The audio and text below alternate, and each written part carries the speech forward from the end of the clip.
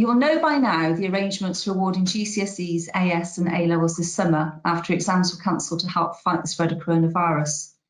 These arrangements are designed to fairly recognise students' work and make sure they get their grades in time to progress. We've worked with representatives from across the teaching profession to make sure the arrangements are manageable and appropriate. For this summer's awards, you're being asked to provide centre assessment grades for your students. These should be fair, objective and carefully considered judgments of the grades you believe your students would have been most likely to achieve if they'd sat their exams, and they should take into account the full range of evidence available.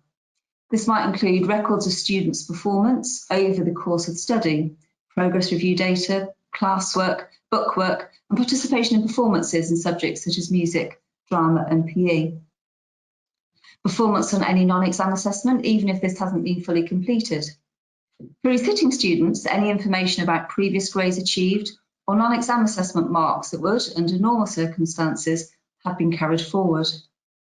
For A-level students who took AS in 2019, their AS results in that subject. Performance on any class or homework assessments and mock exams taken over the course of study. Previous results in your centre in this subject, the performance of this year's students compared to those in previous years. Any other relevant information. For tiered subjects, centre assessment grades must reflect the tier of entry, that's 9 to 3 for higher tier, or 5 to 1 for foundation tier, as well as you. You should also apply these arrangements to the Vast Extension Award in Maths and the Extended Project Qualification.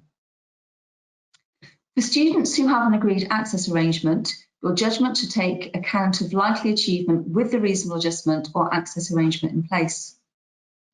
There's no requirement to set additional mock exams or homework to determine your centre assessment grade, and no student should be disadvantaged if they're unable to complete any work set after schools were closed. You will not need to send any supporting evidence, such as student work, to the exam boards, but you should retain records in case exam boards have queries about the data.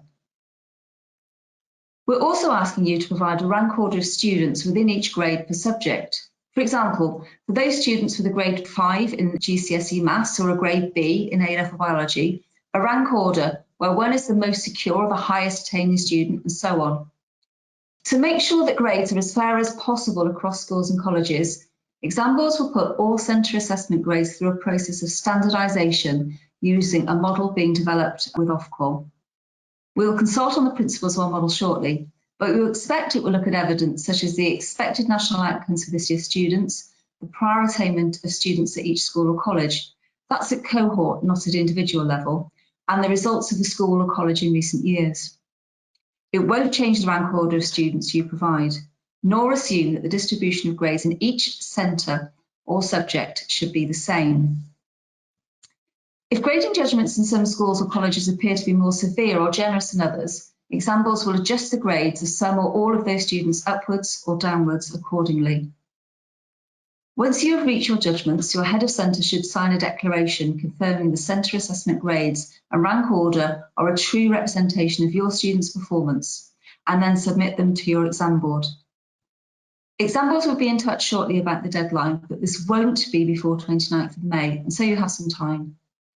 It's really important that you don't share your centre assessment grades with students, parents or carers under any circumstances. This is to protect the integrity of centre's judgments and to avoid anyone feeling under pressure to submit a grade that is not supported by the evidence. Since the final grades for some or all students in a centre could be different from those submitted, it also helps to manage students' expectations. We'll be consulting after Easter on the arrangements for appeals this summer. We will also be consulting on other aspects of the arrangements, including whether to allow centre assessment grades for early entrants and the principles of our model for standardising grades. We've already received a number of representations in favour of allowing students in Year 10 and below who had been planning to take one on with GCSEs this year to be awarded a calculated grade. We want to hear from you on these issues, so please do respond to the consultation when it comes out. And we will shortly say something more about the additional exams students can sit in the autumn. We know many students will be taking other general and vocational or technical qualifications instead of or alongside GCSEs, AS and A-levels. This process doesn't apply to those qualifications, but the same aims apply, and we will provide further information as soon as we possibly can. Can I take this opportunity to thank you for all your hard work and professionalism in making this process work for your students during what I know are very challenging times.